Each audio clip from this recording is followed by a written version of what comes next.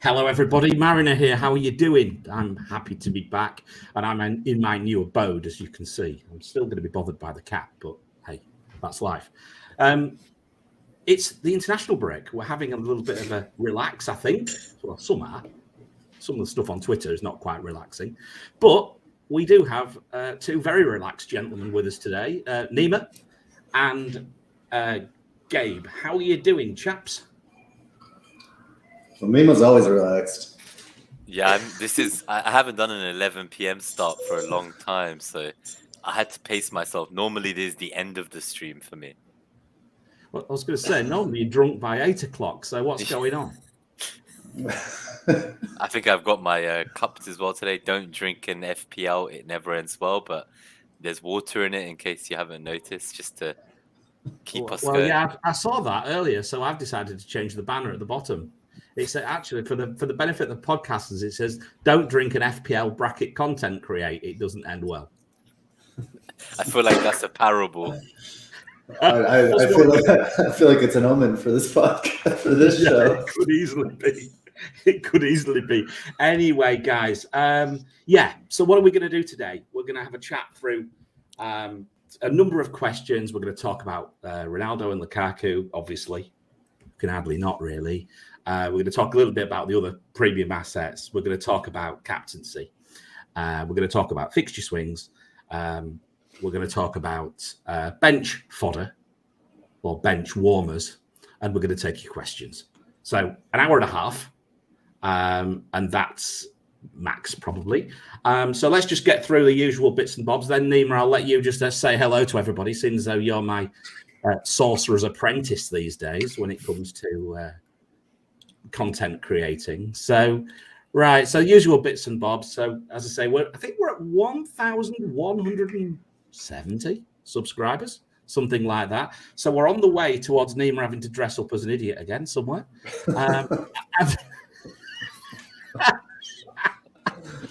And we're on our way to having to donate some more money to the Heart Fund at 2,000 followers. So do subscribe.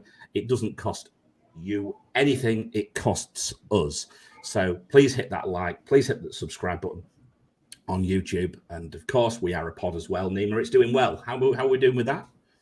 Yeah, so I just got the notification the other day. I think we've hit the 5,000 download milestone. So really proud of that. And the kind of podcast downloads have really picked up this season and the preseason. I don't think we were getting more than 30 downloads an episode last season. So we're up to about 300 downloads an episode now. So flying through the milestones. So thank you, everybody, listening on pod. We're doing something right then. So that's the main thing. And we've also got the mini league, which is flying along as well. We've got some really good scores from our wonderful haulers. And of course, we will announce the prize, or not a prize, the winner of the August mini league on the next week's shows. But what we'll do is just very quickly give you the code. It's FG1XMB, and the prize is as always a box from Shirt Loot Box. We've got Matt Whelan's book, FPL Obsessed, and we've got a subscription to Fantasy Football Fix. So, okay, and Nima's got a drink in his hand. What's that? One of many. One of many. At least it's just one drink in one hand for now. Yeah, absolutely. So just whilst I get myself sorted, Nima, who have we got on? Yeah, so let's say hi to everyone who's come in. Nice to Billy Edgley, first person here tonight. Welcome. We've got Ramanathan, friend of the show, back as well. We've got FPL Fardil back again.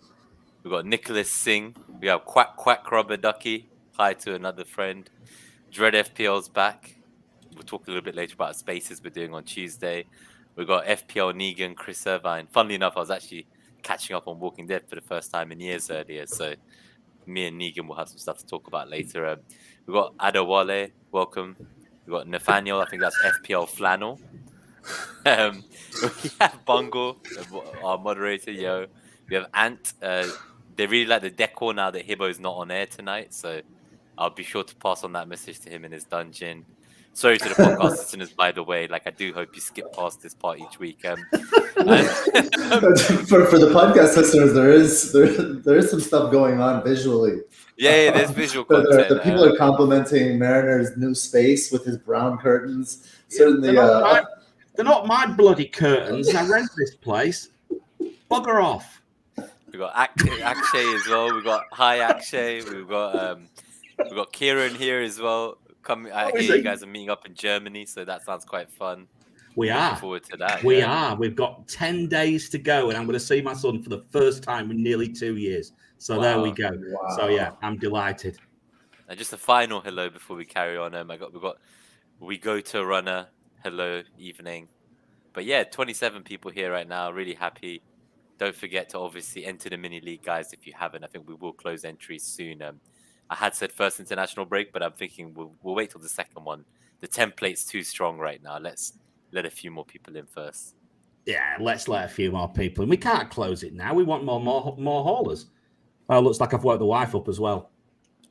There she is. Yeah, enough said. Right, fair enough. Right, let's carry our look then. So what we're going to do then in part of this show, then we're going to basically say, where are we now? And I think it's a nice way of looking at the first 3 game weeks. There's not a lot of data, but at the end of the day, we've had a decent start in that haul.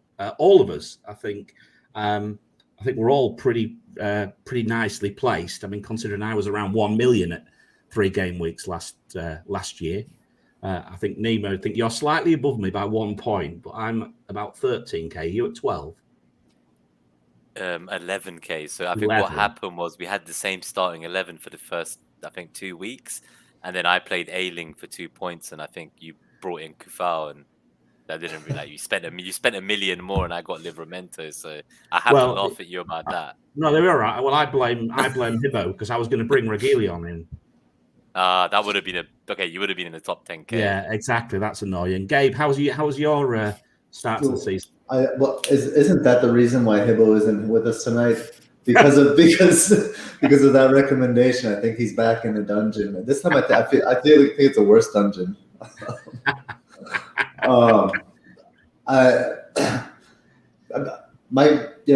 Great start as well. I'm what am I ranked? 24k. So I haven't been this high since the one season that I was up there, and it makes it.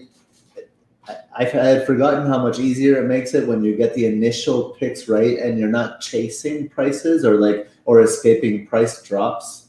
That's one thing that I've noticed that this season I haven't had to contend with too much, and it makes planning, it makes even evaluating everything so much easier when you're not worried about your assets dropping in price because you picked the wrong ones.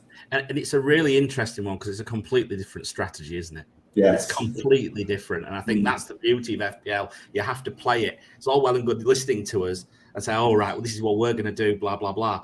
But, you may have to play a different strategy depending on the position that you're in. So there's no right or wrong way. And I think that's key. What I'm going to do, guys, I'm going to quickly look at our engine room where I'm going to just put a few slides up because I think it's, me, I can't not. But I just want to look at where we actually started with respect to our fixture difficulty and where we are now. And I think because the fixture difficulty underpins everything we do.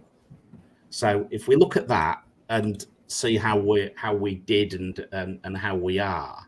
So at the start of the season, obviously we had Manchester City, Liverpool, Chelsea at the top 1, 2, 3, 1.0, 1.2, 1.8. Remember, guys, the fixture difficulties between 1 and 7, and 1's the best and 7's the worst. And obviously, visually, green's best, red's worst.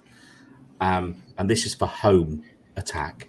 And now, home attack-wise, we've got Manchester City still top, but they're even better now. Liverpool are slightly up, and Manchester United is slightly up. Chelsea are a little bit down, possibly fixtures. Everton are slightly up. Game week 1 bottom fixture difficulties for attack at home. Palace were bottom, Brentford second bottom, and Norwich third bottom. Then we had Arsenal, Wolves, and Villa. And now reading up after game week 3, we've got Palace still at the bottom. We've got Brentford still down there. We've got Arsenal dropping further. That's an evil laugh. Sorry, Nima. Baker, clip it. Clip that shit, Baker. I have heard that Chris's laugh is infectious from many listeners. It is when I'm talking about Arsenal. We went up by 10 viewers just from you laughing. Just from this, keep going, man. Because we got nothing else, man. Just throw the laughter in there. Norwich at 4.2 and Villa at 4. I'm trying to concentrate, boys. Shut up. The next thing is defensive fixture difficulty at home. City were top at 1.9, Chelsea 2.1, Brighton 2.2.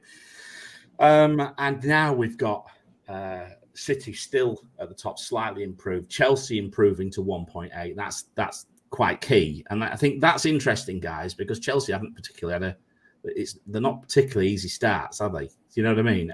Brighton 2.4, Manchester United 2.6, Everton 3.1. Manchester United have fallen with respect to their fixture difficulty.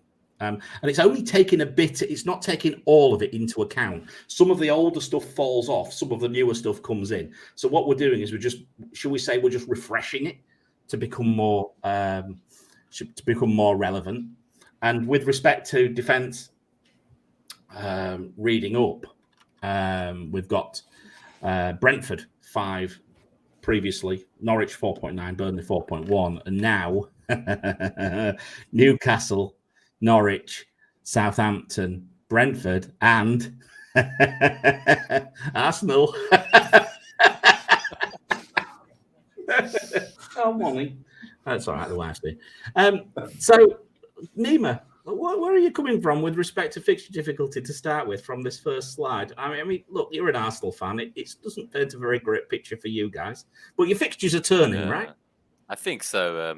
I think some people are selling Ben White still. I heard he may drop to 4.3 even. Ooh. So it doesn't look like the fixtures turning is kind of stopping people from exiting fast. But I've got White. I kept him through the last kind of transfer. I sold Tsimikas instead. So I'm kind of hoping Firmino's out for a while because I'll be one of the few who doesn't have to panic wildcard or take a -8 to get Jota and Ronaldo at the same time. I can do it in 2 free transfers. So I'm waiting. But the good news is I'm going to play Ben White. He's going to get a double-digit haul against Norwich. And I'm going to laugh at everyone who sold him. Right. Okay. I'll believe that when I see it.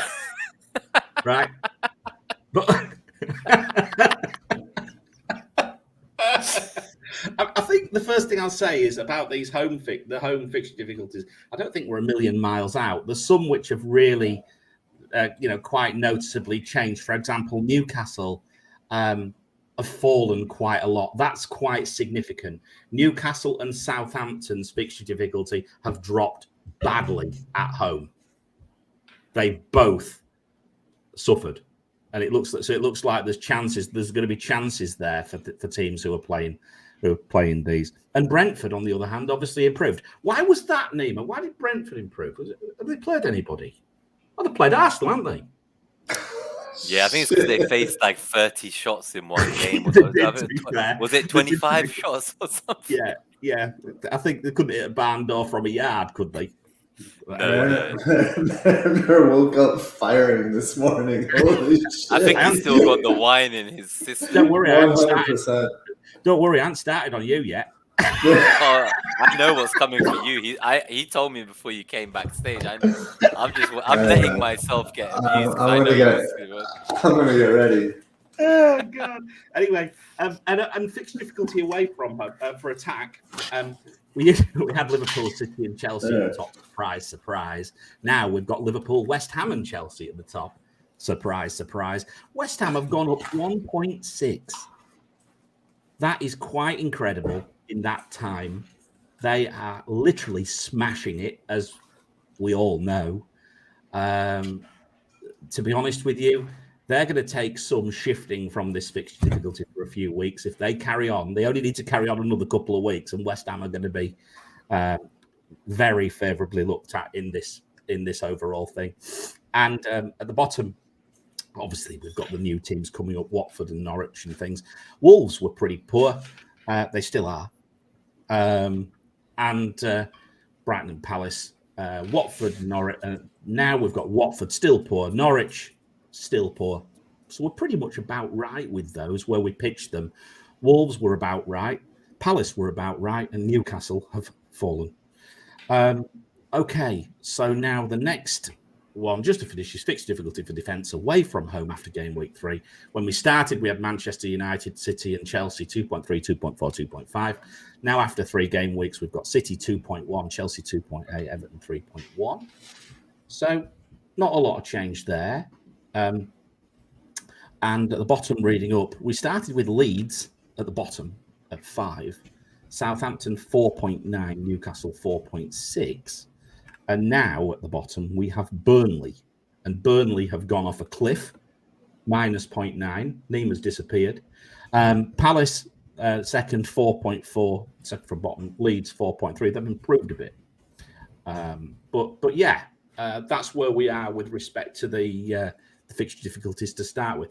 I think what I would conclude, Gabe, is that we've probably pitched it fairly well to start with. Would you agree? Is there anything which you think the fixture difficulty is getting wrong? I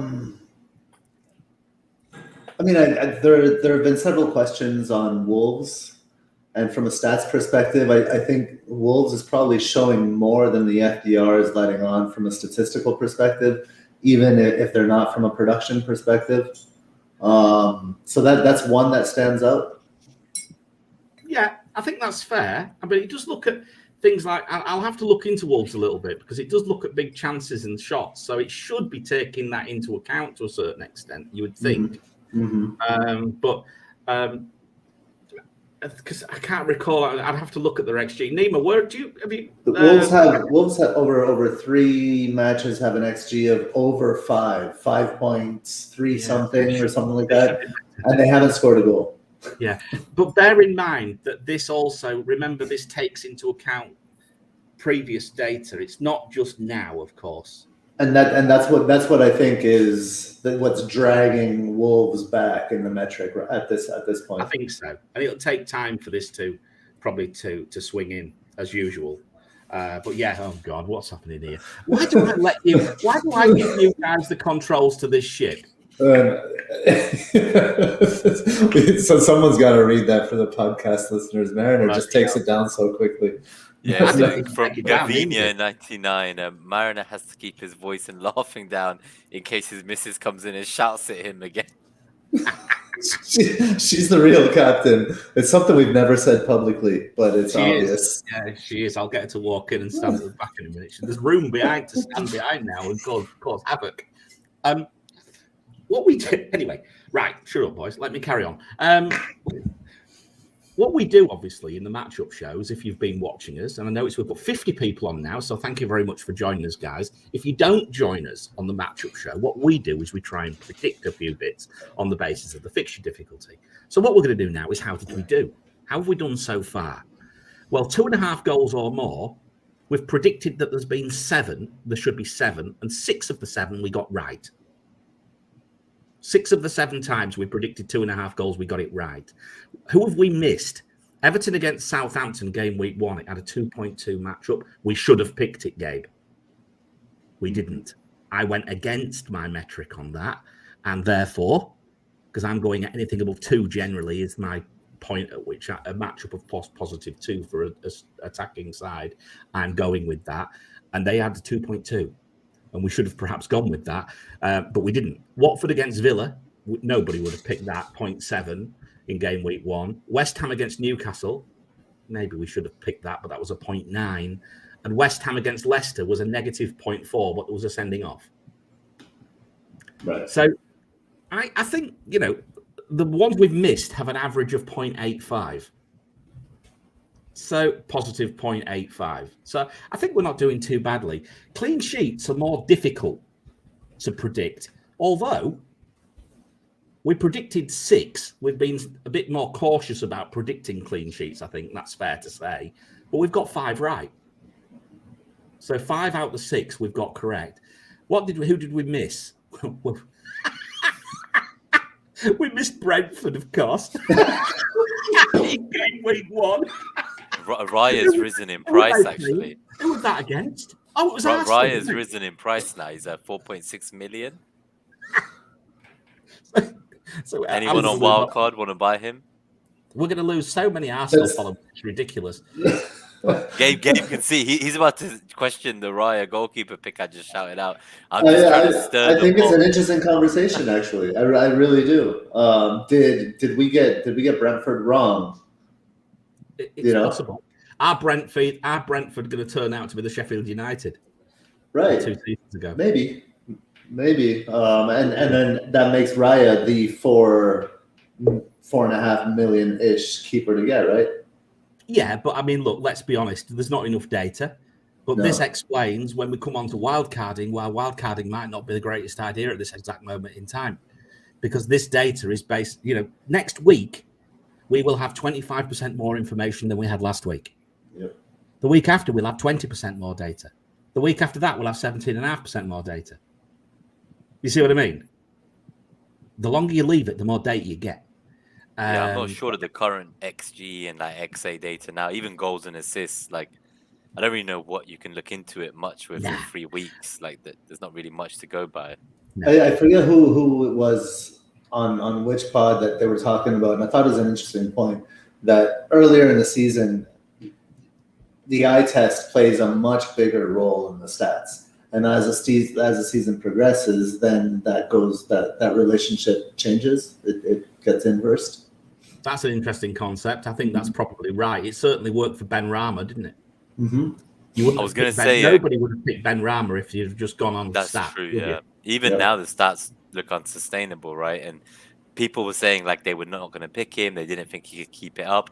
I think I was listening to who got the assist earlier, and they said I wasn't going to pick him. I said he's going to fail, and then I brought him in on my wildcard, and then he did fail.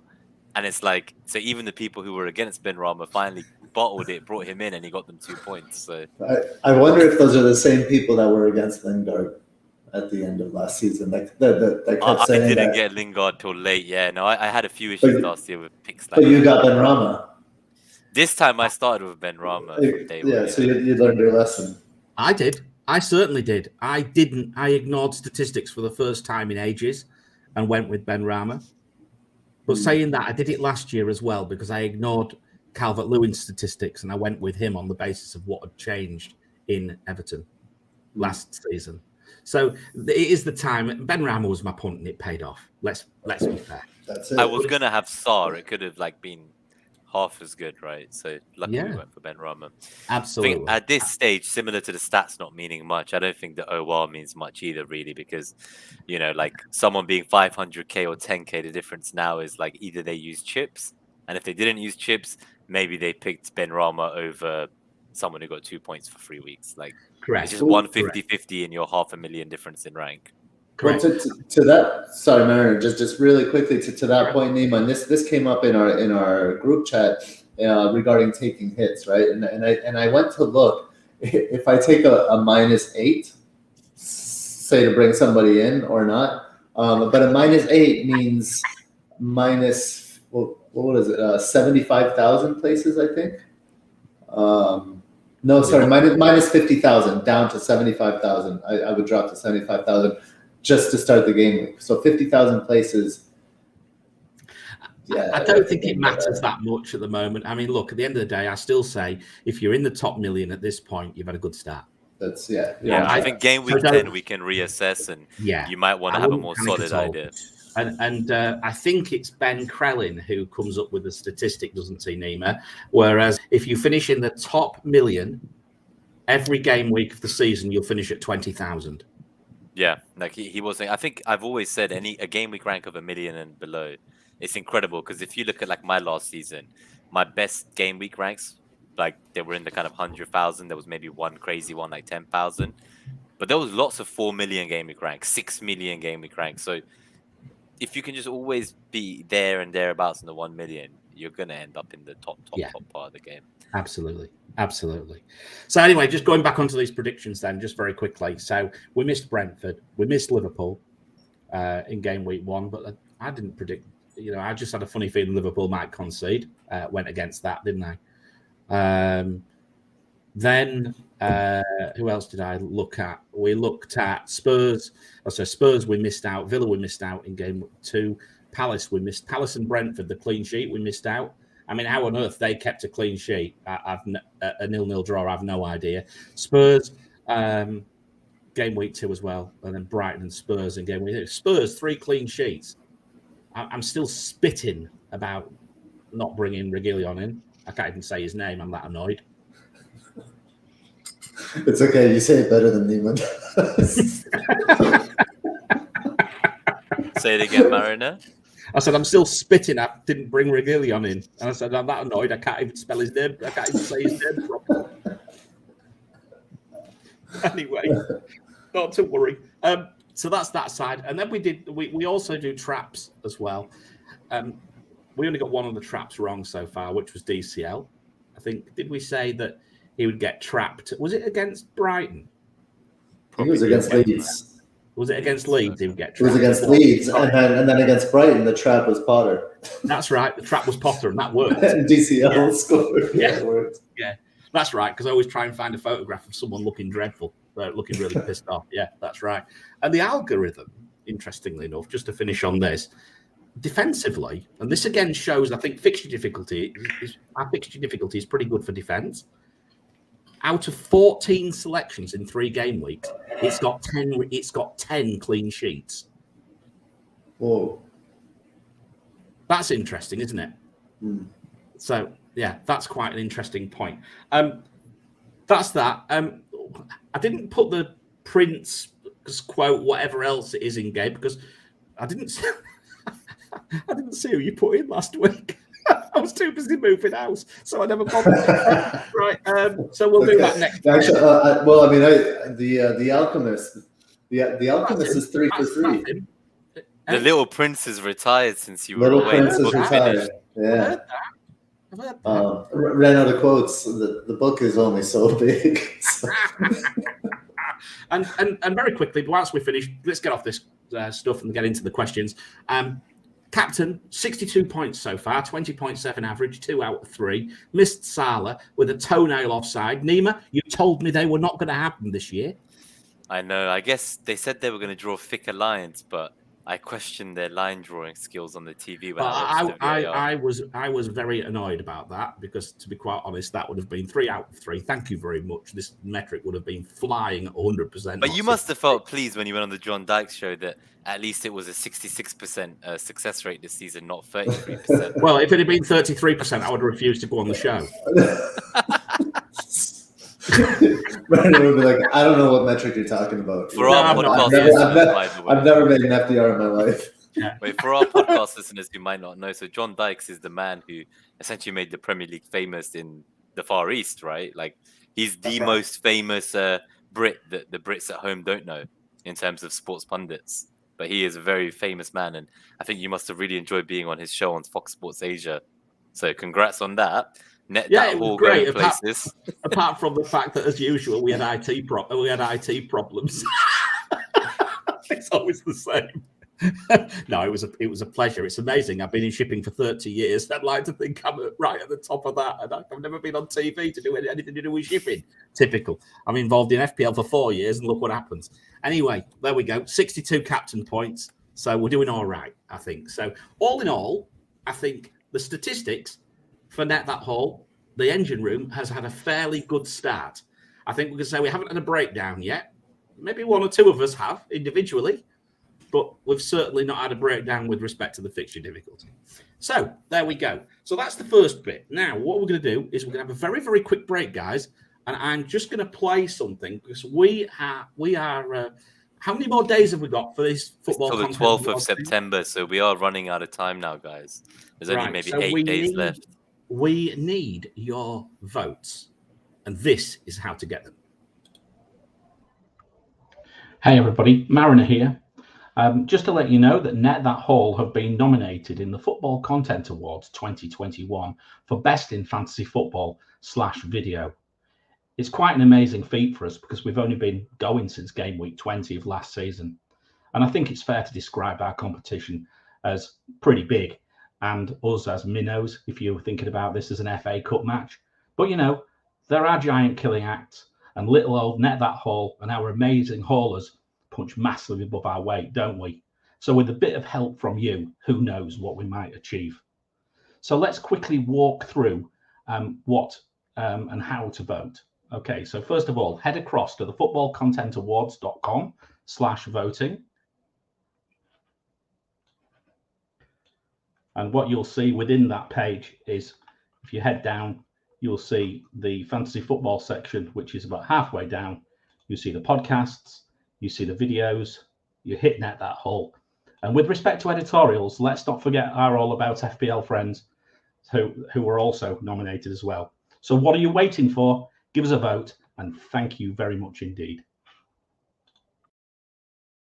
What are you waiting for? Nima, you've got your pink spotted tuxedo lined up. You're going to end up looking like Mr. Blobby, are you? Pink spotted. Wow. There's no pink spots. I remember Mr. Blobby. You're bound to turn up in something completely stupid. Oh, you mean at the actual ceremony? Of course, yes.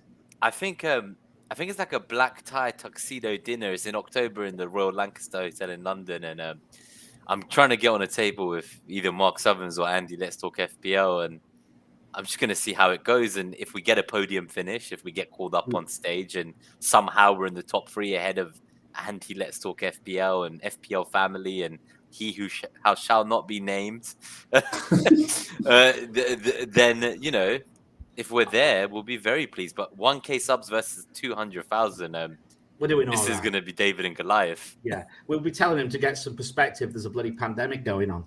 I only just got him to unblock me after about a year at the fest. I'm not looking to get blocked by October. Right, anyway, come on, let's go. Okay, so the first section is look out. Well, look out, CR7's about. We're coming for you, Gabe. We are coming for you, Gabe. Should I put my beach hat on? I can't wear my headphones with my beach hat. Do you sense it? Okay.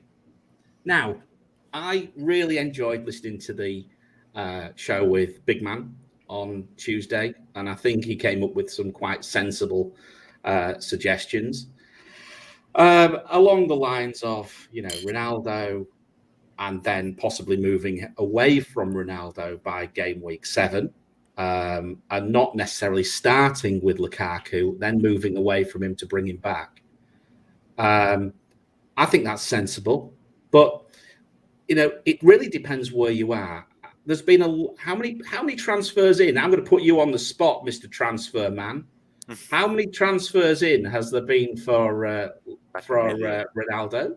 Like 1 million. He's about 13% owned. Right. Okay. I predict he'll be 20 to 30% owned at the start of the week, and after his brace, he'll be 35% owned going into game week 5. So he's going to get a brace in game week 4. That's your prediction. That's my promise, not even prediction. Your promise, not prediction. Yeah. Fabulous. Block me if I'm wrong, guys. So a lot of wildcards. There's been a lot of panic. People who made 2 transfers to get Kane in, for example, last week now. Some people are looking at wildcards. Other people are looking at hits. Other people who didn't bring Kane in are looking at hits. Aren't they, Gabe? Potentially. I think a lot of people. I think a lot of people are reacting quite heavily to the Cristiano Ronaldo coming in. I think that's understandably fair. So. I think that's fair. Look, I'm going to come at it from a slightly different angle. And, you know, there's been a lot of – I mean, the guys won't know, but there's been a lot of debate in our chat group about Ronaldo. A lot. I've been sat there. I've been sat laughing, not responding, just laughing at it, watching Hibbo and Gabe go at each other. But basically, look, my perspective. I'm going to give you 2 arguments. Don't overthink, and overthink. Gabe, overthink. Over to you. Please explain your tweet earlier this week as to your narrative that you are attempting to create in a tweet to sort your own problems. The question is well framed. I have to hand it to you, Mariner. I mean, I think the explanation of the tweet lies in the title. And the title of the tweet is how those of us with no easy way to CR7 sleep at night. And it really is about finding a way to survive because you know what's coming, right? You know what's coming, but like, yeah, like what do you do in the face of imminent danger, like destruction? Well, you find a way to live with yourself. So it was an attempt to do that. I think the first point I try to make in the tweet is there's been a narrative that's been created that Ronaldo just scores 1 million goals from the 6-yard box. And he's just right up against the goal all the time and gets so many opportunities, and that's why he's so prolific. And I looked into that, and that's a little bit of a falsehood because over the past 3 seasons, the average distance to goal of Ronaldo's shots were 17.9 yards, 18.8 yards, and 17.6 yards. So we're talking about right around the top of the penalty box, right? Now, what's interesting to me about that is that's roughly the area where Bruno likes to operate. And Santos didn't play Bruno and Cristiano together for a reason. He played Renato Sanchez there instead. There for several reasons. Let's just say for several reasons. So Renato Sanchez has a lot to his game that Bruno Sanchez doesn't have, and vice versa. But I think there could be some initial crowding in that area. Now, to contrast, to be fair here, Bruno in general has been a few yards further back. His shots over the past 3 seasons have been 24.2 yards, 22 yards, and 19.2 yards. But what's interesting there is that over the past 3 seasons, Bruno's shots have been getting closer to goal, while Cristiano's shots have been staying in that same area. So in the last season, Bruno's average shots were 19.2 yards away from goal, whereas Cristiano's shots were 17.6 yards. That's only about 2 yards away, 2.5 yards away. So I think there could be a power struggle that develops there, and it might take Ole time or the players themselves to kind of to figure that out. So that's one point I made. Another point that I addressed in that tweet was obviously there's been a lot of chatter about Mark Southern's analysis on Black Box about that Cristiano Ronaldo has been dependent on crosses, and it's true, he has been dependent on crosses, but and like, fair warning, like I'm looking for reasons to feel better about not owning Cristiano Ronaldo. So I want to believe this narrative, right? But when I look at the data, or not at the data, when I look at the teams, you can Ole could set up his team where on the left he has Shaw and Pogba, and on the right he has Bruno and Sancho, and in the middle he has Cristiano. You could set up that team very easily to receive all sorts of different types of passes, right? From four of the best passers at their respective positions, certainly in the league, maybe in many of the major leagues. So that doesn't console me. That thought doesn't console me. I didn't think it would. I was just going to say, the thought of Luke Shaw for me, I was thinking Luke Shaw's been irritating me all season so far. It's flattered to deceive, and I'm now thinking, I see Ronaldo bury those 2 headers against the Republic of Ireland. I'm sorry, Hibbo, for that. That's the real reason he's not here now. That's probably the real reason he's not here. But saw him bury his 2 chances against Ireland, and yeah, then you think, what were we saying about Greenwood last week or the week before? Can't head a ball, right? That changes the game a bit, doesn't it? It does change the game a bit for them. And they're coming up against who? Newcastle. Sorry, Gabe. Yeah. I just want to add, there's been a lot of glorified arse-licking of Mark this week with his analysis for 1 hour about Ronaldo, but I did watch it. I did like it. I do watch Black Box. But when you start out saying, I'm intending, and he was, at least he was honest about it, he said, I'm intending to, like you, Gabe, same narrative. I'm attempting to not want him. I don't know, because I look at that and I just think this may be the best player who will ever play in the Premier League just showing up, and he's coming home. I'm not even a United fan. Like, the only possible reason I could think someone wouldn't buy him is that they were like in that camp where they did bring in Lukaku last week. And Like already that I understand. If you own Lukaku, I Or would not what be about selling. Calvert-Lewin? What about if you brought in Calvert-Lewin last? So that was my move. Yeah, like this week I would have been going for Calvert-Lewin. The only thing that makes me more confident of Ronaldo for my Ings replacement is that Calvert-Lewin put out the England squad. I'm not sure how severe that injury is. I don't know if pulling out was good for him, because maybe he'll get rest and he'll be back in time. Mm-hmm. Again, like if I had one of those other strikers, whether it was Calvert-Lewin or Lukaku, if I'd already made that move last week, I'd probably just see it through, to be honest with you, and then get to Lukaku eventually in Gameweek 7. But seeing as I've got Ings and I'm looking to ditch him, it just seems like a no-brainer for me to go to Ronaldo. It's like, I don't even need to look at data. I don't need to look at the fact that there's great passes of the ball in the team. I just need to know that he's ready. Like, he landed today. I saw him and his family. They're in Manchester. Like, he got that card. I think the people who moved early on him got very fortunate with this whole 5-day quarantine stuff about him not having a UK-approved vax and coming from Italy rather than from England. Had he not got suspended, I don't think he would have been able to play against Newcastle because of the quarantine. So I actually think people dodged a bullet with his yellow card there, the early movers. They got very lucky, as we say.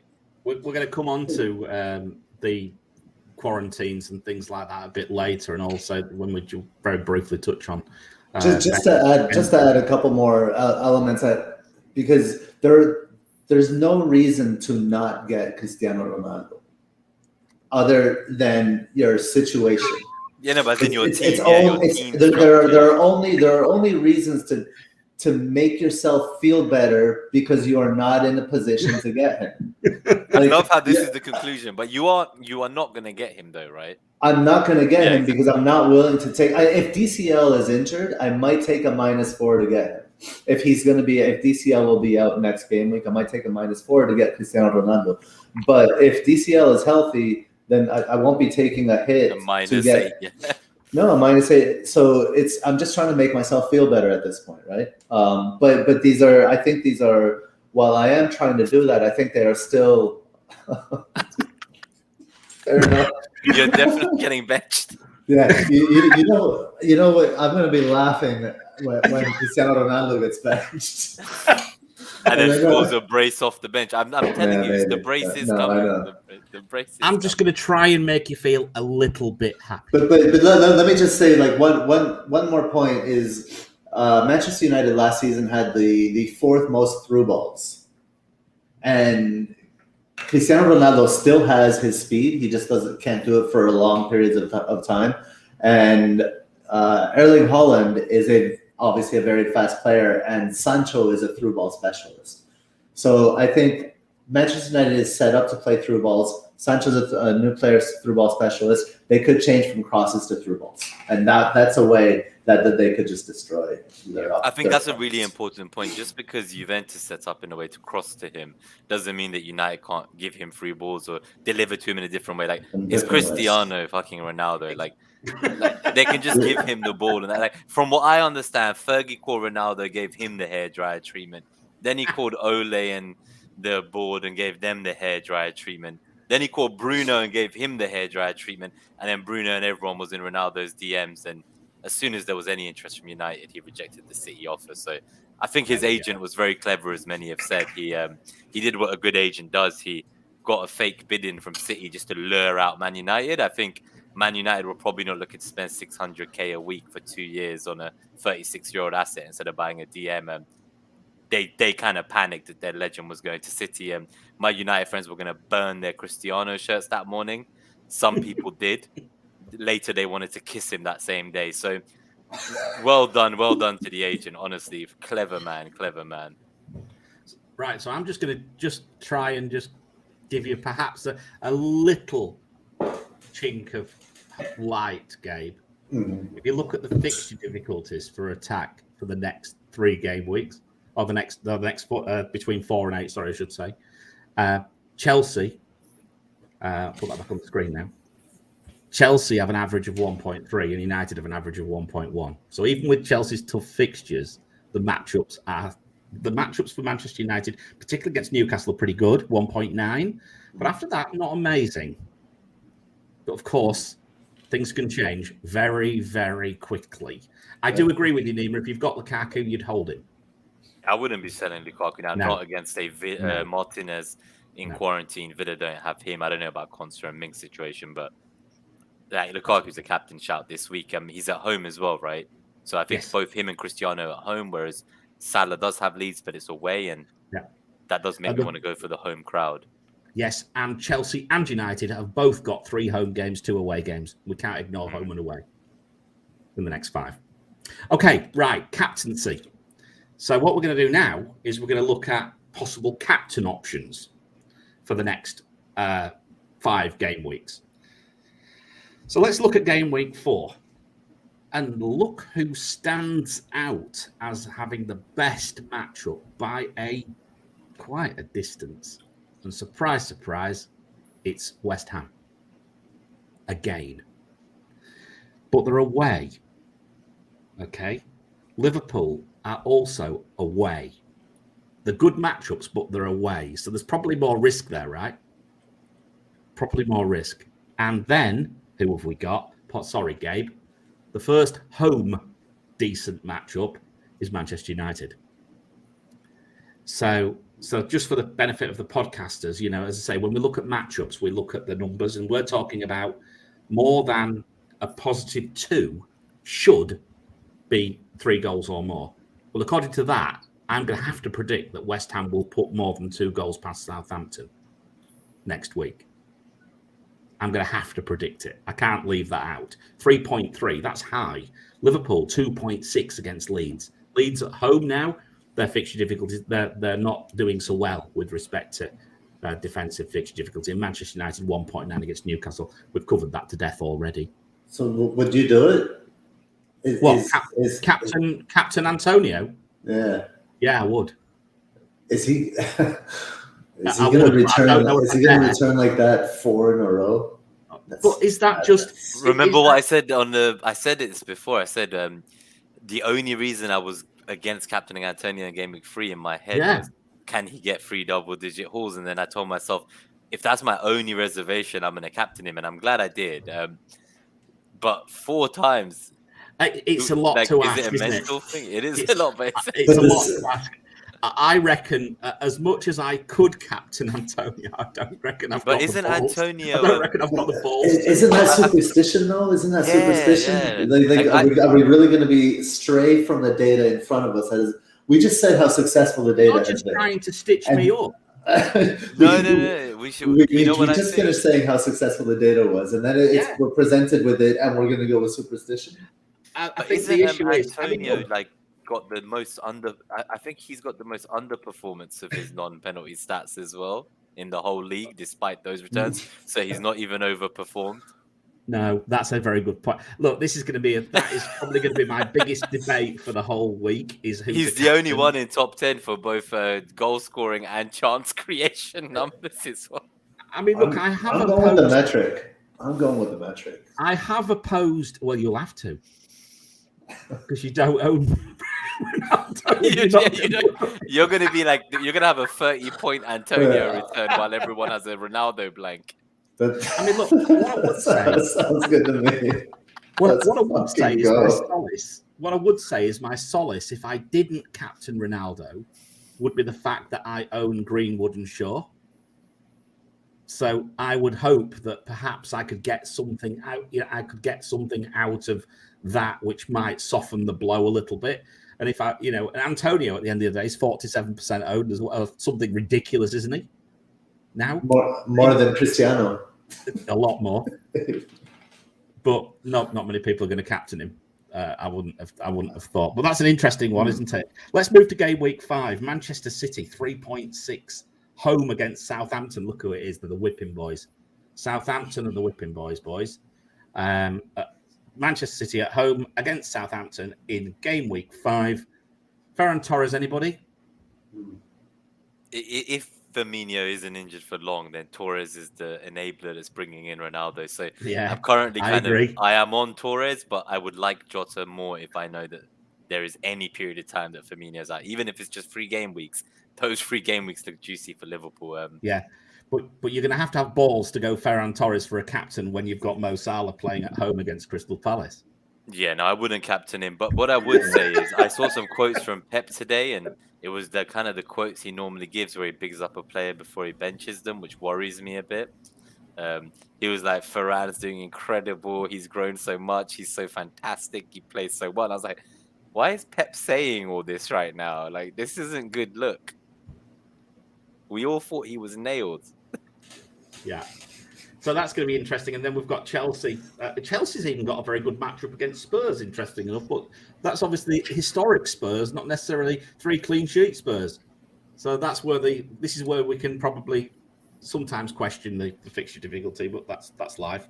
Game week 6, Liverpool have a very positive matchup against Brentford away. That might be tougher than it looks. And West Ham are away at Leeds, and it likes that too. But the only home game, which isn't a fantastic matchup yet, but it might improve by the time we get to that, because we'll have had 3 weeks of Ronaldo, is Manchester United home against Villa. So again, Ronaldo has home captaincy options, and I think that's important. So this is all drawing me towards a Salah-Ronaldo pairing. I'm not going to go triple premium. I think those on Wildcard, I've seen some try. If you had a Wildcard, like you can do it, but it is rough. I'm going to call confirmation bias on you, Mariner. Mate, I was nearly physically sick when I saw 3 premiums in a Wildcard the other day. It was horrid. We've got someone in the chat here. I think Chris Irvine here. And Ronaldo, Lukaku. I mean, what I'd be bothered about there, and I mean, look, fair play to Chris if he's going that way, but you know, we'll be packing out with 4.0s, 4.1s, 4.2s, and defenders, and then we'll obviously have 5s, 6s. I dare say it's got someone like Gray in his side. There was some questions earlier about Gray, actually, and I think Gray's very much a wildcard pick. He is in there in that top 5 transfer trends. And so, yeah, and I think that might be where people are going, but I'm not convinced about him yet. I'm not convinced. At 5.5, if he flops, or when he flops, I should say, there isn't much to move to. So, I don't like it. Point of fact, it's too much. Point of fact, Nima, and I'm sorry to bring Arsenal up again. Smith Rowe. Yeah, like he didn't do nothing, and now you wouldn't want to go near him either. So no. I have seen trigger lips with a Lacazette captaincy in his cat's team. His cat has been tapping some buttons on the phone, and I don't know. Like, we'll see if he sticks to it. But... Sounds like it. But Mariner, the metric does not indicate United to me. City seems the better. So I'm gonna call no. Oh, no. United have not looked good. That one game against Leeds was an anomaly. They struggled in the next 2 games. But they're at right around right. So to say Cristiano Ronaldo is the obvious choice from that don't you find it to be maybe confirmation bias? Hang on. I'm going to give you the counter argument. I'm throwing it back at you, man. I'm not having any of this. You throw it. He tried to call you out earlier. Yeah. It's getting slung. Yeah. Mutiny. I'm calling mutiny on the ship. Viva la revolución. I'm going to throw you into the brig. The thing I would say is what's changed. Remember what I said about Calvert-Lewin? What changed? Calvert-Lewin all of a sudden had service last year. Mm-hmm. Have Manchester United now got someone to finish? How many goals? They have 10 goals in the last 2 games. So it seems like everybody's finishing. I mean, look, I think it's 10 goals scored by 8 different players in the last 2 matches. I still think it's a no-brainer. Well, because I don't think anyone who's got Ings wants to keep him, right? And what do you do when you hear Cristiano arrives and you see 1 million transfers? It's a no-brainer if you can move for 2 free transfers like I can. Yeah, same. That's I why agree. I agree. You know what? I really want to take a moment to laugh about the guy who doesn't even follow me and commented on my team reveal game week 3 and was like, "Stupid plan, idiot, man." And he was like, "Idiot, you did Simicast to Livramento, idiot." And then no upside. And then I went to him and I said, "Mate, you sold Salah and Tony for a -4 who both got returns, you fucking prick. And you captain Kane who did fuck all, you dickhead. And now I've got my Jota spot open. I've freed my triple Liverpool. I'm 11k and I have 2 free transfers, so fuck off kindly, mate." I like the voice that you like invent, like that you envision that he has. Yeah. That's It was just good. I read his man. You know these people where you're like, you don't even follow me. Why are you commenting on my shit, man? For the benefit of the podcasters, I have changed the ticker at the bottom. Don't drink an FPL content. It never ends well.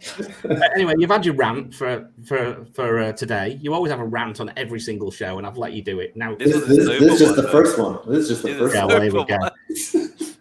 Just to finish then, before we move on to, because I want to just finish this. Let's go to questions, soon. Yeah, I want to finish this captaincy thing. So Chelsea, in game week 7, Chelsea have a standout fixture.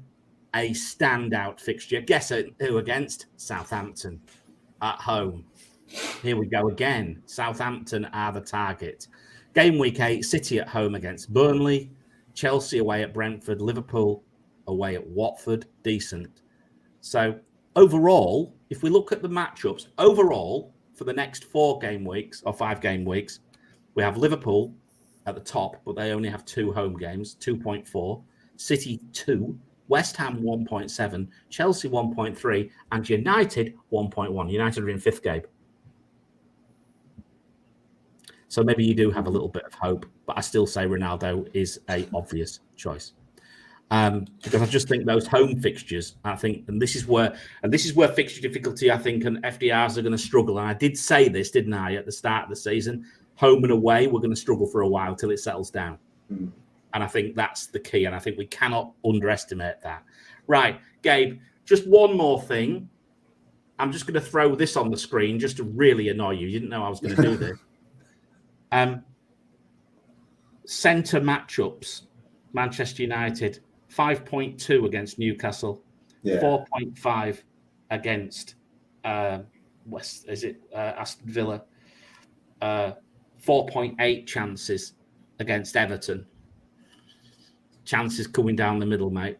Yeah, sorry. I had seen that. I think that's the most worrying stat for non-Ronaldo owners is the chances down the middle in the next 3 games. I agree. That's what really worries me. I mean, I suggest people go and have a look at that slide when they come back to the show because it's quite useful. And Salah as well. The matchups favour Salah as well. You see, Liverpool 5.3 chances central, and then they've also got some chances on the right as well. Centre against 4.2 against Palace, 4.1 on the right if he drifts out against the right. Oh crikey, he's got a positive matchup against Manchester City. Let's see what happens with that one. But anyway, there we go. So that's captaincy. So what we're going to do now is we're going to very quickly talk about to wildcard or not wildcard. That is the question. Then we'll get to the questions, I think. So to wildcard or not wildcard, that is the question.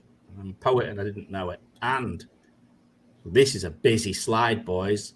But this talks about the fixture difficulty going forwards. And it clearly shows the swing now at game week 7. So if you can get it, what I'm going to say, and I'm not looking at the comments because I dare say some people have wildcarded. Each to your own.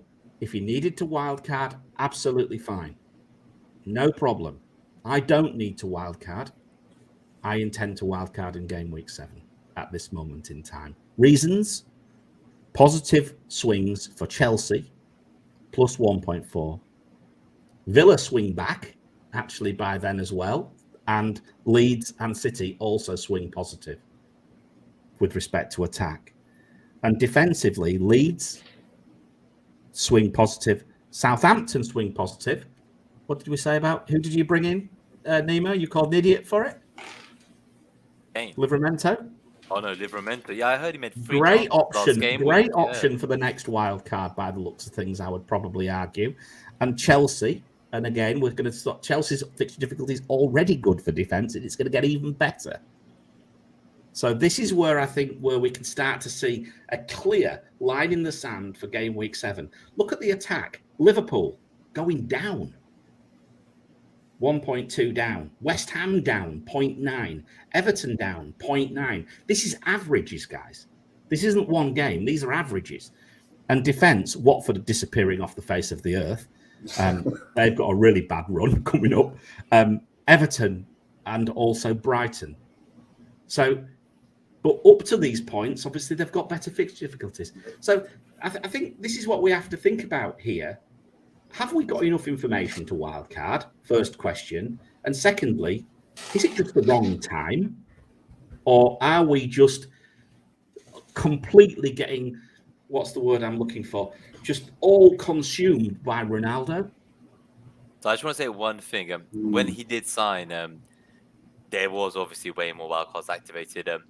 What I want to say personally, controversially, is like that's not even a question to me. Like, is it the right time to wildcard? Like, I really don't give a shit when anyone wildcards. Like, all of you play your own game and get a grip, people. Like, I'm gonna slap up the people I'm seeing on Twitter talking rubbish to each other about, oh yeah, like you shouldn't wildcard or you should. It's like, just do your own thing, sell your own direction, compete. We're competing with each other, guys. Like, let's have debates, yeah, but you don't need to talk everyone into copying your team and following your plan and having a wildcard with you. Like, I've actually been sitting in group chats. I don't know if you've noticed where I'm gonna call out some friends of ours, like and they didn't even deny it. That's the only reason I'm calling them out. It was in a hub writers group. I might mute you in a minute. Yeah, it's a hub writers group, and what we noticed on the hub writers group was that there was a lot of people saying, "Oh, Ronaldo's not going to do much," and it was the whole Mark Sevens black box conversation.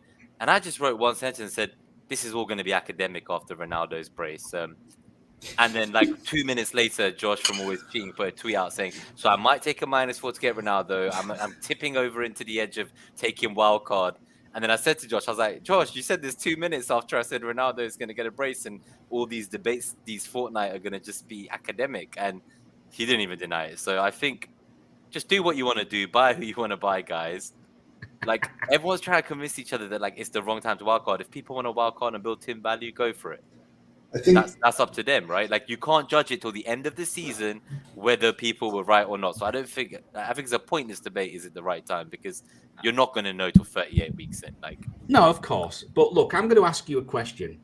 If you need to fix your team, would you take a -8 or would you wildcard? I would take a -8. I would not use a wildcard. Really, for a -8. There we go. -8. It's too early for a -8. Yeah. Surely a -8 is the same any point in the season when you look at how many. If you only take that -8, and that's the only hits you take all season, is that not just a -8? I don't think so. I think strategically it's different because it knocks you down and like because you need to climb your way back up from that -8. Whereas if you're taking it towards the end of the season, it's because what you're hoping for is a pop. You're hoping for that thing to explode when you take it. Whereas before, early in the season, it's a longer term investment that you're. But you don't think a wildcard's worth more than 8 points? I don't think. I think that's reductive reasoning there. Like you can't reduce the wildcard to the points hit that you would have taken if you didn't wildcard, because there are so many other factors involved, right? You're changing your players, like you're changing your players over a long period of time. There are all these other variables. You can't reduce it to that singularity, in my opinion. I don't know. I think you can, because I think there's 20 weeks this year. You have to use the first wildcard before game week 20. I think last year was game week 16, right? So there's a whole extra 4 game weeks. I'm not sure. Like, I think you're going to have to take multiple -8s in the 16 weeks to come because of the early wildcard. But like I said, there is no right or wrong time. But you're taking a -8 when we have very little information. But you're also using a wild card when you don't know anything with no stats. That's finding players that could do nothing, right? Like that's what I mean. That you could what you do know either way. Like for a wild card, what you do know is fixtures. So as far as long-term planning. Yeah, we know the fixtures. Yeah, I'll give you that. I still But believe it's an interesting debate, and it's interesting that you say you're a conservative manager, and we're talking in both of these moves are aggressive. A -8 and a wild card are both aggressive. So it comes as no surprise that you're choosing the less aggressive of the two, which is the -8. And I'm saying fuck that shit, blow the wild card. Say, actually, so -8, right? It's a different style as well. So one thing I will say to you is it depends on what type of -8 we're talking about. Because if you've got 2 free transfers and then you're talking about -8, that's 4 moves, right? If you've only got 1 free transfer and you're talking about -8, that's 3 moves. Now, let's say you wildcard. If you only change those 3 players, I disagree with you. I think that is a shit plan. If you wildcard and use more than 3 players, okay, maybe you were only going to do a -8 for free. But if your wildcard means you change 6 or 7 positions, so you bring in a Livramento instead of like your crap 4 million defender, you change your 4.5 goalkeeper to a different one. Well, of course you would change other ones. Yeah, I know you can, but I'm saying if you then obviously makes at least I'd say 6 out of 15 changes, that would be a worthy wildcard to me. But for me, if you're not changing 6 or 15 players, that just seems a bit mad to me. You may have a need at 3, but you could change. You could optimize 6. Yeah, so you should do more, I'm saying. So if you're going to do the free anyway, if you're going to wildcard just for free, might as well clean up the rest of that team. Like let's say I already own Ben Rama, which I do, I would maybe remove him on the wildcard and try to get ahead onto the next player. We saw the FDR. I would keep Ben Rahma. West Ham have incredible fixtures coming up. Shout out to Mars at Mars05 on Twitter for the Ben Rahma pronunciation. Ben Rahma. See there, now we're rolling the R's the Persian style. Ben Rahma. I've just hang on, the captain speaking.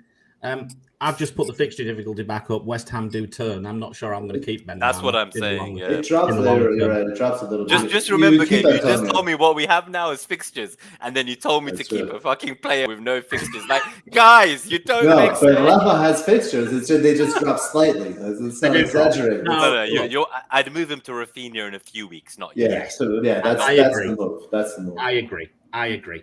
Guys, do you know what? I just loved just setting you two off because I knew exactly how to set you off there with that today. That was perfect. That was a plan. So I'm now, we've finished that one. So anyway, so we've done whether it's a wild card or not. And I think the general answer is what's right for your team. Wait. By the way, just to say, by conservative manager, Negan, they don't mean Tory. They mean patient manager. We're not talking right wing, left wing. Yeah, we're not talking politics today. No, we stay away from the beef here at That Hall. Yeah. Remember what I said last episode? It's all fish. It's all fucking fish politics here. That Hall. No. So now I need you all to shut up for 2 seconds because I'm going to play an ad and then we're going to move on. Are you craving more FPL content? Then look no further than allaboutfpl.com. Head over there for weekly articles from some of the top content creators on the planet. So what are you waiting for? Head over to allaboutfpl.com, the website for all your FPL needs. There we go. What are you waiting for? What is it? One of the top 10 in the world now websites, Nima, is it? Something like that? Yeah, the 9th best FPL site. But interestingly, obviously all about FPL, we also made it into the FCA Football Content Awards alongside the likes of kind of Scout, Hub and Fix. So again, another minnow story, and I'm actually going to represent them as well as one of the co-editors at the awards ceremony in October. So I'm hoping one of us, either That Hall or All About FPL, I'm hoping one of us get into that top 3 for our category. Did you ask to represent Andy at Let's Talk FPL as well? You determined? No, I offered to Bakar. To represent the wire, but he said it was very kind, and actually he thought it was very sweet. But later, as I told him, it made more sense for the CEO of Scout to do it. I guess Scout sponsors the pod, so it makes sense. And Scout is UK based, so they are going to be. I'm only pulling your leg, as always. Question now: bench warmers, boys. This is a bit sort of like COVID sort of issues. Strong bench. Where are we with strong benches? Nima, I come to you on this because I think this is quite an interesting debate because I've got Simicast there, properly rotting. May have to even take a -4 to get rid of him to bring Yotta in, if as per big Please man's do. advice. I'll definitely do it if I have to. That's a no-brainer for me. But look, we've got a situation, right? COVID is still there. We've got quarantine issues flying around. People arguing about, whether people can, go to international breaks, go across and even play for an international side these days.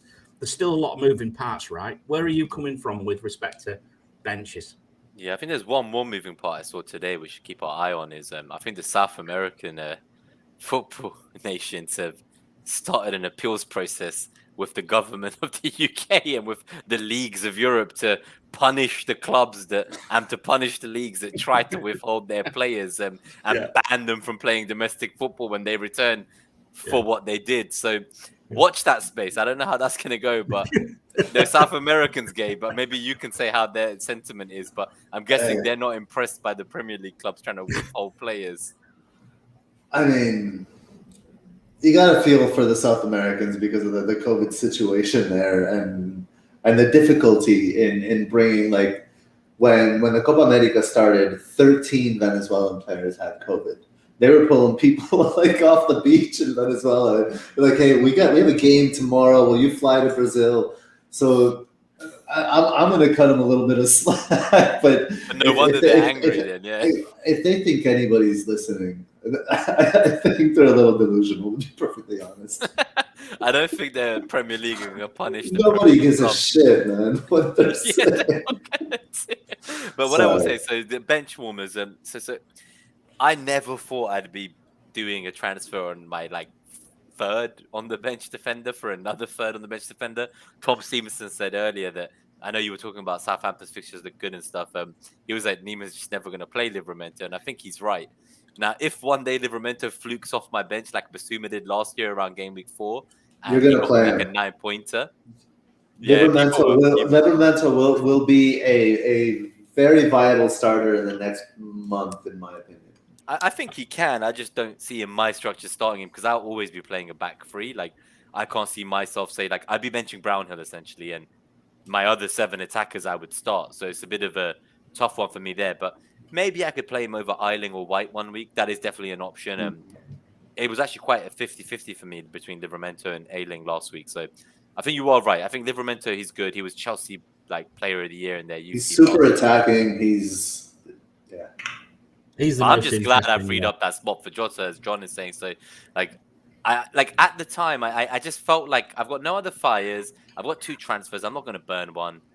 Let's get rid of Simicast. I'm so glad I did it. I'm so glad I didn't do what you did and got Kufal. I'm really pissed off about that. I am genuinely pissed off because I've also cost myself about 1 million as well. Because that's the other thing is that because I've obviously cost myself some more money as well, which hasn't. That's helped. the issue. And now Ronaldo's turned up to the league at 12.5 million. Yeah. So Paulo will come good. He will come good. West Ham's new signing, the Vlasic. Yeah. No, the center back. Oh, okay. Why am I blanking on? They signed a center back. It's a really good center back. Kurzuma. Yes, Zuma, yeah, of course. Yeah, Zuma's going to change that back line. It's going to benefit the wing backs getting forward, especially Sofal that gets forward more than Cresswell does. I think good days are in store for. I've just put the data up for. I was going to say, David, sorry, I've just put the data up for Hub, showing the expected points. You can see this is just for players under 4.3 million between game week 4 and 7. And Duffy is top with 10.8 and Livramento 9.8 and Marty 9.4. So I think Duffy eventually is, if you've got Duffy, you'll probably be taking him out before too long. But Livramento looks the standout cheap. I think so. I think Amity as well. He's only continued starting because there was the issue with Vestergaard, wasn't there? Yeah. So I'm not convinced he's nailed long term. There's just a little bit of chat about other positions because I know talk about bench warmers and the importance of a bench in COVID. I think if you are wildcarding, we've all got Brownhill, I think, don't we? And well, me and you do. Yeah. But we have the same team. Me and Marin have the same team. But if you were wildcarding, I think the Sissoko at Watford 4.5 does look like the standout mid option now. I think for now, I still like Gilmore, but I would be going for Sissoko. I feel like that's an exciting pick on a wild card. In terms of goalkeeper, someone mentioned earlier that you could go for 4 million steal because he's likely to then kind of start each of the game weeks after the next 3 international breaks for Villa when Martinez is going to have to quarantine in potentially all 3 of them. So I think that's game week 5, 8, and 12. And you're going to be able to get a 4 mil keeper who plays in all 3. And I'm not saying you should play him because I hate rotating, but maybe your second keeper has bad fixtures in game week 8. In game week 5, 8, and 12. So 4, 8, and 12 even. But yeah, so look into that. Maybe Steel's an interesting option, but not for me. I don't like rotating keepers. Should we go to the live questions, or was there something about? Well, we've just got one more. I want to just bring up. Just really quickly, the one thing I will say about Steel is their next fixtures are Chelsea, Everton, United, Spurs. Yeah, so that's why we're jumping off Ings, right? Yeah, like I wouldn't be going near him, but I can see the appeal. If you thought they were going to get a clean sheet, you wanted to back against the masses. Yeah, fair play. Yeah, but I want to just give you 2 minutes on this. Okay, but I want to give you 2 minutes on this because this is one that you raised the question. So, do you want to set the scene? So, the glue guys and premiums transfer strategies whether you're on Wildcard or you're planning your transfers for the coming weeks. I think it's going to be important how we cover players. So, for example, if you sell Bruno, to get Cristiano, you're still covering obviously United attack with Cristiano. Maybe you want to cover it further with Greenwood or Ferran Torres could be a guy to cover, say, City attack. Jota a guy to cover Liverpool attack now? We don't know how long Firmino's going to be out. So just like that combination of premiums and players to cover the premiums you don't get, I think is an interesting conversation right now. And one player that I'll throw into the mix there on the Chelsea side is Mason Mount. So Lukaku and Mason Mount is a pairing. Right, you have like Cristiano Ronaldo and Greenwood is maybe a pairing, and then you have like Mo and Jota is another pairing. So just thinking about players in that way, like what combinations are we favoring here? I like combinations. That's one reason why I went Bruno and Greenwood at the start. Mm-hmm. I saw enough from Greenwood at the end of last season to think that Greenwood would be a good start, a good option. It's turned out to be the case. It's also very interesting when you start looking at ownerships of combinations of players as well, because combination of players can be quite a significant differential, can't it? Right. Yeah, stacking players that way, like Greenwood and Bruno, for example, are stacking defenders. But other players, like for example, I went. And you could diversify as well, right? So I went, instead of Greenwood, I went with Son. And it's kind of been a wash. Greenwood would be better because of the price difference. But how are we going to combine these moving forward? Like, so you have 2 free transfers, right? What kind of combinations are you thinking of? Like Ronaldo and who? I mean, look, at this moment in time, I think Ronaldo may well benefit Greenwood. So I'm actually thinking of keeping Greenwood. I'll move Bruno off, and obviously that's where I get my cash. I'll keep Greenwood. The Jota issue is one that I'm definitely keeping Salah. If Jota, and we don't know, I've not seen, but if Firmino is definitely out for like 3 or 4 weeks, that Jota move for me, even with a -4, which will help Nima against me when we look at each other, but it's still a no-brainer for me because that's the pairs that I like. I like that. If the fixtures are good, I've no problem with having a premium and a mid-priced player at all. Right. I actually think it's like a superhero and a sidekick. Yeah, a bit like that. A Batman and Robin.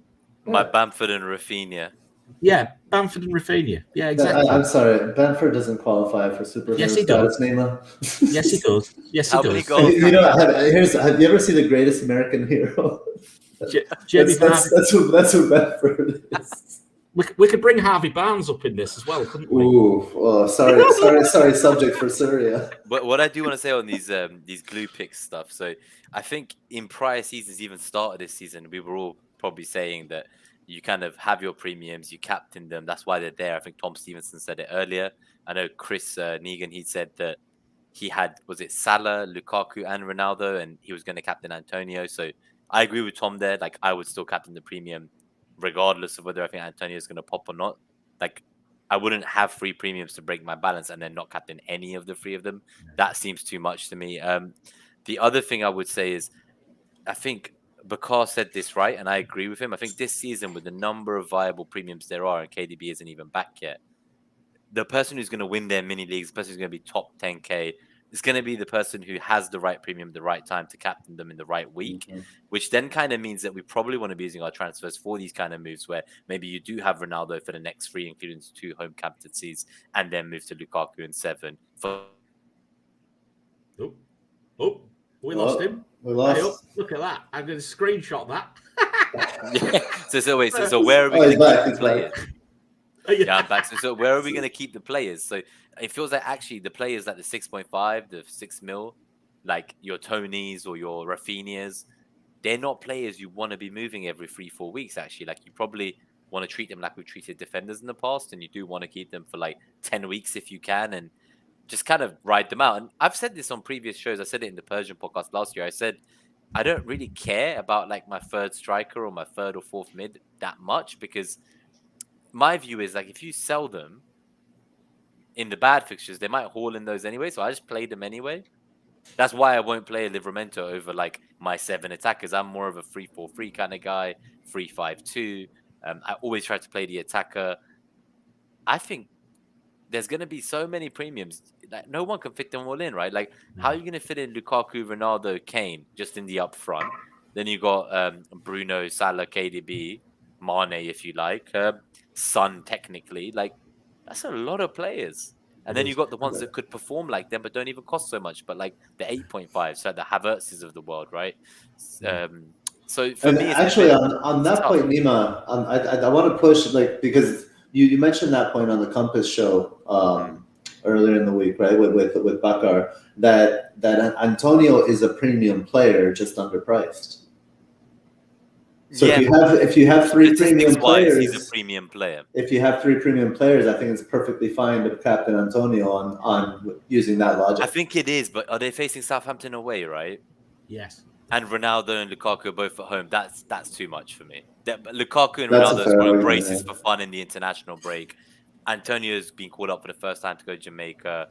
I don't even know what's going to happen when he comes back and what his quarantine rules are either. So I love Antonio, but I can't be looking past like the home crowd. Like just in these 3 weeks alone, it looks like the home teams are doing much better, and that's enough for me to go with my bias. It's going to make for some interesting conversations in the matchup show. That's a fact. All right, brilliant. Let's go to the questions. Yeah, I think so. Let's go to the questions then. Yeah. So I think we've covered some nice topics there. I think we've gone through some quite telling sort of subjects in 1 hour and 20. So we've got 10 minutes? So 10 minutes of Q&As.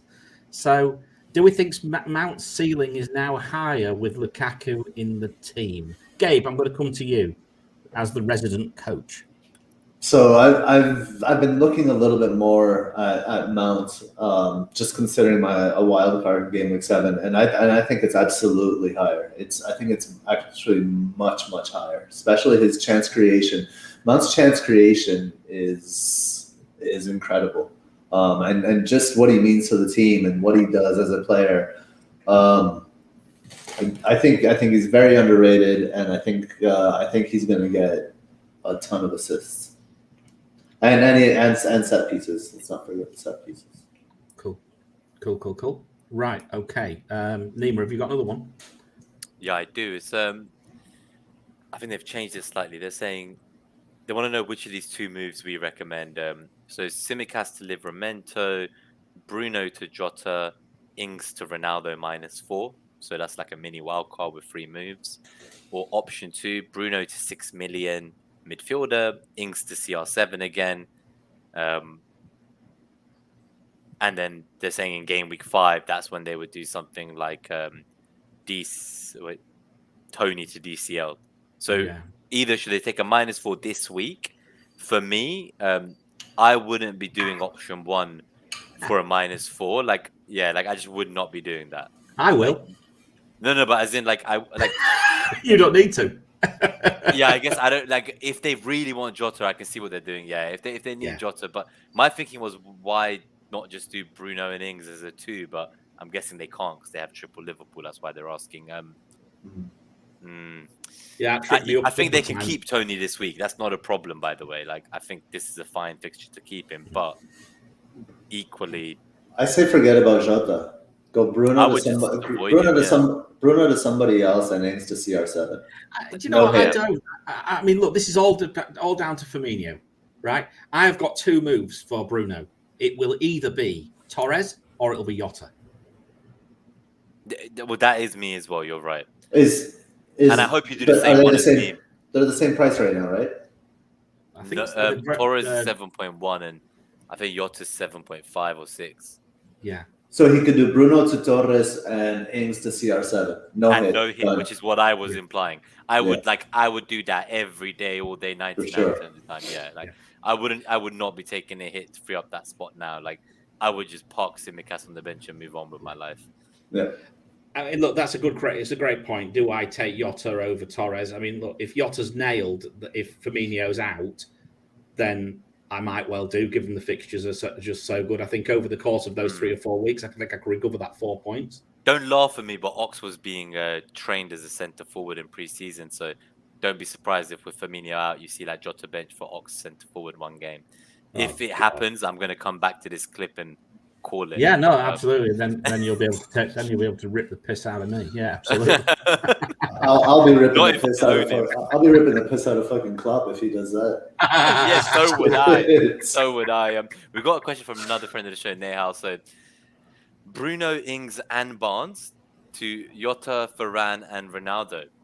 That's pretty sexy for a -4 getting both Jota and Varane that we've been talking about. Like, we're stuck between which one, and he's saying to get both. I would just do it.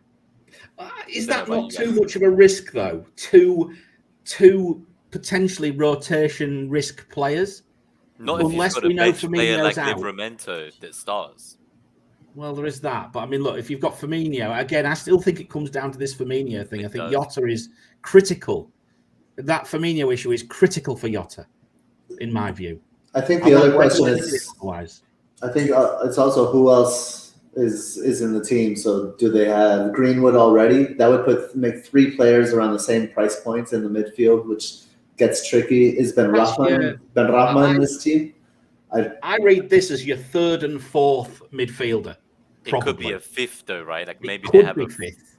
It could be 5th. So I think the structure would play into the decision making for me on this one. But on the surface, it seems good. Get rid of Barnes. I think when I saw Barnes and Ings and I just thought get them out. That's why I said yes. I saw Barnes and Ings. I've been telling people to get rid of Barnes for 2 years. To be fair, you're being proven right. You're being proven right now. Well, I was even doing it when he was good. So we've got Abilash is asking thoughts on Wolves' defense. I think I'll let you guys give your thoughts on Wolves' defense. With Saiss, I will say one thing, which is that it is a bit worrying with him because I don't think he's that nailed. Like, I think last game he got subbed a bit early when they were chasing, and I wonder if that's because, like, what was going on? Like, was it because of Kilman, or were they focused on keeping him on? Like, I don't know. Like, there's too many defenders there, and I'm a bit worried. I think Cody, even someone said he could be someone they're looking to bench, and I thought that was very odd because he's their captain, and someone told me actually they were looking for a centre-back that plays his role over the summer. So apparently it's a common knowledge that they were looking for someone to replace him, and that in the medium to longer term, maybe Cody isn't even nailed himself, let alone Saiss. I think the idea is... Sorry, go ahead, Mariner. Sorry, I was going to say, wouldn't we just go for an attacking... Semedo? Yeah, I'll just go there. 4.9 million, he dropped in price, right? Yeah, and it should be good value for Semedo. I would say that the problem with Cody is that he may struggle in a back 4 rather than a back 3, and Bruno Lage apparently wants to play a back 4, so I think that's where Cody gets a little bit dicey. So and Saiss is like that. He's like the Alonso of Wolves, right? When he plays, it's super exciting. He's gonna get a header. He's gonna get a free kick. He's like, what's he doing? He's in the box. He's hugging the other goalkeeper. But not when I pick him. Not when I have him in. Guys, let's do a quick fire because we've done like nearly the 10 minutes and there's like loads more questions have come in. Right, so very quick then. 30 seconds then. 30 seconds. It's difficult for us to do answers in 30 seconds. I wasn't even going to say 30 seconds. I was going to say 10 seconds. All right, go on then. 10. You do it then. Fire. 10. Okay, let's see. So one question here from Ram Nathan. Gray or Saar?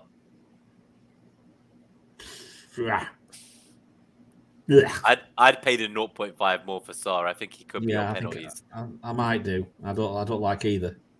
You don't like either. I would maybe go down and upgrade a defender. Get a better player in there. Yeah. I like that price point. I like defense better than midfield. I agree with you. I agree, Gabe. 5.5. That's why I turned my nose up at it. Even 6 million, I'd maybe go for a Diaz. 5.5 to 6, definitely defender for me. Yeah, Chelsea defender, City defender, bring them in and wrap it up. Absolutely. Gavinho. I have exact funds to do Bruno, Ings, Tony, to Torres, Ronaldo, Calvert-Lewin for a -4. Is it wise pulling it now, or should I wait on the DCL injury news? He's worried about being priced out. I say keep an eye on it. I don't think you can be priced out unless Torres rises, just because I think Bruno and Ings both already dropped. Tony was about -50% when I checked earlier. You may need to move in the coming days, but I think at least for tonight, you're probably okay. I would play it by ear. Wait till the absolute last minute before you're going to be priced out. I would not do it today or tomorrow. Like I would try hold off. We don't know what's happened with Calvert-Lewin. So I like the moves. I like the moves. I like the moves. Though, if Calvert-Lewin's fit, I really like the moves. I'll let you do this one. How about whoever? We already did this one. Oh, we did this one. So Bruno will not assist Ronaldo. Yes, he probably will. I won't have both anyway, so it doesn't matter. Everybody will assist Ronaldo. Just accept it. Okay, start 2. Voltman, White, Rafinha. Rafinha, White for me. Who's playing who?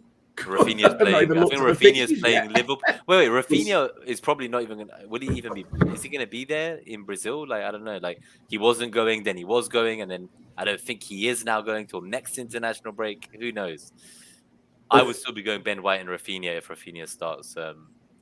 Look, Ben White's playing Norwich. So if Arsenal don't keep a clean sheet in that, then you may as well just pack up and go home.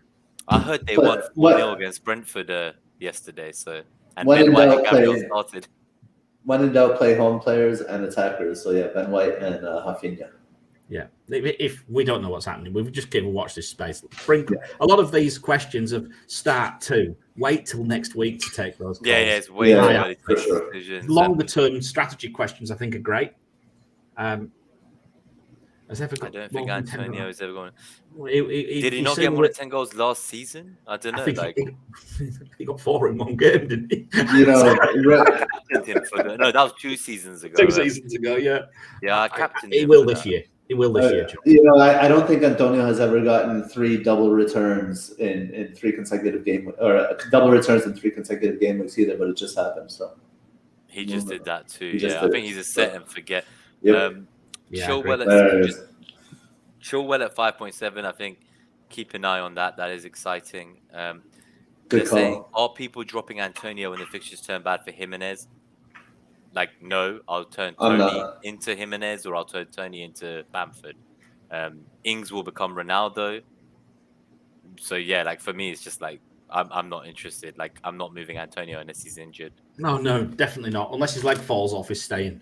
And Jimenez needs to actually look a bit less rusty before I would even consider him. And even then, would it then make someone like Trincao, Traore, who are quite cheap in midfield, more interesting if Jimenez starts firing? Maybe that helps them as well. But they are watched.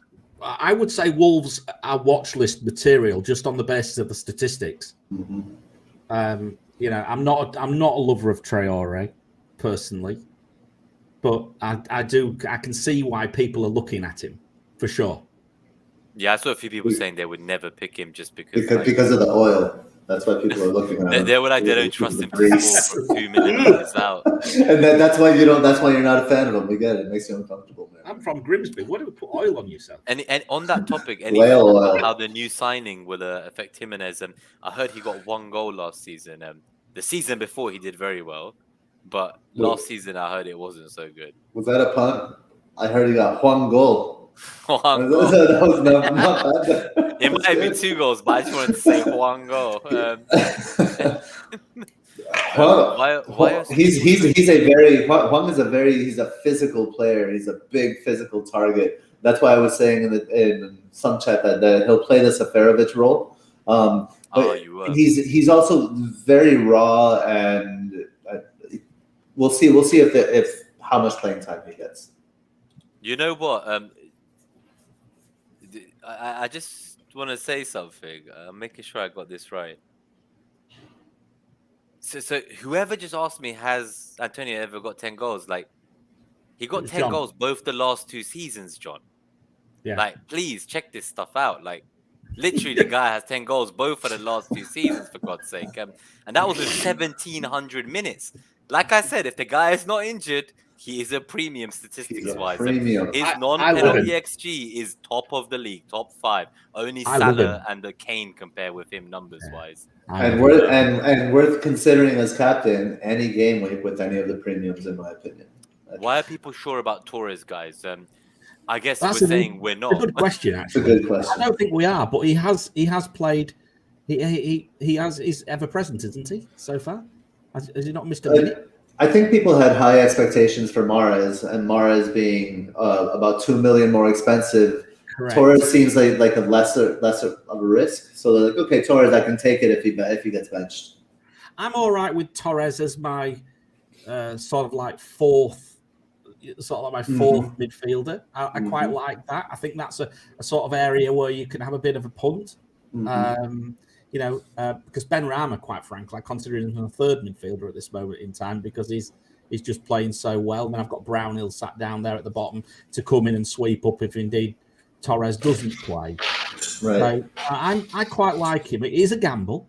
And of course, we do have City players starting to come back. But who are you going to gamble with? Are you going to gamble with Mahrez? No. Are you going to gamble with Jesus? No. Not for me. Maybe. Maybe. I think Jesus is a wait and see. Maybe. He's a wait and see on Wildcard. For me, I think the City boys, I can wait till maybe my Wildcard in Gameweek 8 or whatever, 7. Whoever's nailed then I'll look at.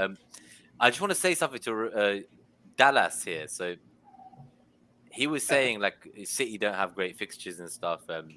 Like I think there's been a lot of talk about their games like Leicester, and they do face some tough competition. But mate, Dallas got 21 points against Man City, and you rep Dallas, and you're talking about tough fixtures. Like we all benched Dallas for his 21 pointer against City. That was a tough fixture.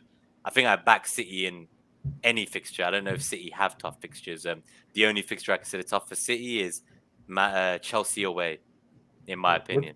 Liverpool That's the only fixture in the entire league. Liverpool isn't a tough fixture for City. Liverpool isn't a tough fixture for City. No, it isn't at all. That's why I say only Chelsea away. Even Chelsea at home, I don't consider that tough. Chelsea away, I consider that tough.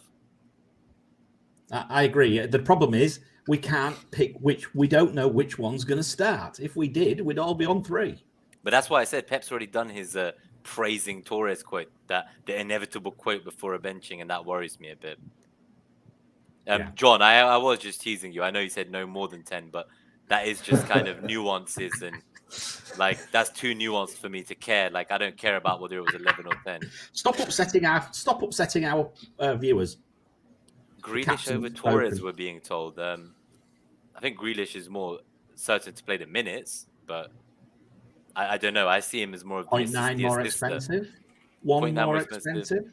You know, although to give Dallas credit here, this is at FPL Dallas. In preseason, we talked about expected minutes was the one stat that was like the most important stat when selecting a team. And now Dallas is saying like, look, Grealish is nailed, Torres is not. Grealish is getting assists. He's always involved. He looks good. Grealish over Torres, I think, is a fair shout. If you can get to it, maybe. I can it's that extra investment, right? That's difficult. I agree. Guys, we've probably got about another couple of minutes, and I think we should get out of here. Have we got any more questions? I think we've just got 1 or 2 at most. Why is everyone overlooking Son from Fardil? He's had him in his Gameweek 1 team. He's racking up points. I'd say that is true. I just don't like the look of Spurs, even with Kane or without Kane at the moment. I don't know. Like So I have 10 Son. mil. Yeah, 10 mil with Ronaldo and Lukaku here. If you already had Son, great. But like, I wouldn't be looking to buy Son instead of a Ronaldo or Lukaku. That's the way I would frame it. If I had him, that's a different story. I quite like him as this sort of like sub-premium extra captain sort of option. Yeah. You can get to those 2 premiums and then Son. That gives you, as well as Antonio, that gives you potentially 4 captain options, in my opinion. You have your 2 premiums that are dating, and Son is a great third wheel. Yeah. So I'm I'm almost not premium. I'm not like when you have to take your kid's sibling on a date with you, that's Son. Son is the kid's sibling on the date, the baby chaperone. Son is the baby chaperone. I will say, like, I don't think he was even shooting when he scored last game, so owners were a bit fortunate to even get that goal. But I was going to say the one Yeah. I would say person. I would say the one thing that liked Son was the cat. He got his cat pick right for the first time this year with Son. Lucky devil. what do you guys think about a differential pick? Maybe we do this as our last question. Yeah. From Gavinia, who's our differential pick between Gameweek 4 and 7, below 5% ownership and below 7 million? So I've just gone to the transfers page. I've put 7 million. Did he say 7 million? And I'm gonna do it sorted by price. And then who's your ownership? Okay, I'll tell you straight, mate. Easy one for me. Robertson, Leeds, Crystal Palace, Brentford City. Robertson will outscore everyone at 7 mil or less who's below 5% ownership in those weeks. And he's 1.1% owned. Wait, And I would double up on Robbo and Trent with Salah, and I would leave Jota out of it. If we're talking punts and differentials. Interesting. I'll let you. I think you've answered that question. I'm going to have to think about that a bit more. I mean, I went for the. By the way, just so you know, Robertson is the first name on my screen. I did. I checked. He's 1%. The fixtures were fine. I don't need to overthink this. I will say that the Liverpool is their fixtures do turn for the worst, do they not? But after so City being the game where it turns bad. Oh, I see. So as in, like, I would still have game week 4, 5, and 6 where he's facing joke teams like Leeds, Crystal Palace, Brentford, like Liverpool winger all day long. Yeah, I call him a winger. It's what he is. For sure. A winger? Yeah, Robertson's a winger. He doesn't even play defense. You mean a winger? Oh, all right. I see. The Grimsby Town man is coming up. Winger. Winger. Right. Anyway, all we're doing now is just talk. We're degenerated to just taking the piss out of each other's accents. VVD's 14% owned. Just to the guys shouting out, like it had to be under 5% was the rules. Yeah. Did it? Yeah, it's got to be under. Oh, you picked someone and they're over 5% on. No, I haven't. No, I never got to it in the end. I'm too busy. Fair enough. At least we answered it. I don't think there's anyone better than Robertson. I really don't. I think that's the best shout. I think it's a good shout. It's a good shout. You're right. It's an interesting shout, right? Like, and it's supposed to be quick fire anyway, so one shot's put. Yeah, we've just been going on 5 minutes about this. So anyway, right. 1 hour 43. I think it's time to call it a day, boys. So, yes, there we go. So that's the end of that. So I hope, guys, you've enjoyed it. As I say, as always, I'd just like to say thank you for Nima for staying up and drinking yourself into oblivion again on the show. How many drinks did you have tonight? 4, 5? No, I've had a Brixton, a Recorder League, a wine, and a rum. 4 drinks. Four different types of drinks. Four different types of drinks. I'm going to go and have a lie down because it's a bit early here in Singapore. Gabe, thank you very much. How many drinks did you have last night, there, Mariner? A bottle of wine. That's enough. That's 6 glasses right there. See, he outdrunk me. More drinks, less types of drink. That's right. I've got to go and fight with an IKEA barbecue now. I'm going to try and put one together. That is not good luck building that at 7 a.m. or whatever. Anyway, enough said. Gabe, thank you very much, mate. Pleasure, always. Have a good weekend. We'll be back. Wait, one thing. Come back on Monday night at 8:30. We've got Ben Dinnery coming on air. Oh, Ben Dinnery, huge. So we're going to talk to him about injuries, predicted lineups. If you're on Wildcard, you want to hear what Ben Dinnery's got to say on Monday, guys. That'll be excellent. No, and Firmino, Calvert-Lewin, all these guys. Yeah. And basically, Nima, you're not going to do anything like your normal Compass stuff. You're just going to give us the transfer trends that we can do on the matchup show later in the week, right? Yeah, exactly. Fine. And then lastly, just a shout out to your brown drapes, Werner. My what? My black brown the brown curtains. The brown curtains. I'm going to enough said. Gentlemen, thank you very much. Haulers, thank you very much. If you haven't smashed that like and subscribe button, get out, because we're going anyway. And we will see you all next week. And in the meantime, have a very restful FPL-free weekend. All right, guys, all the best, and we will see you all very soon. Are you messing with this thing? Right, all the best, guys. Bye-bye.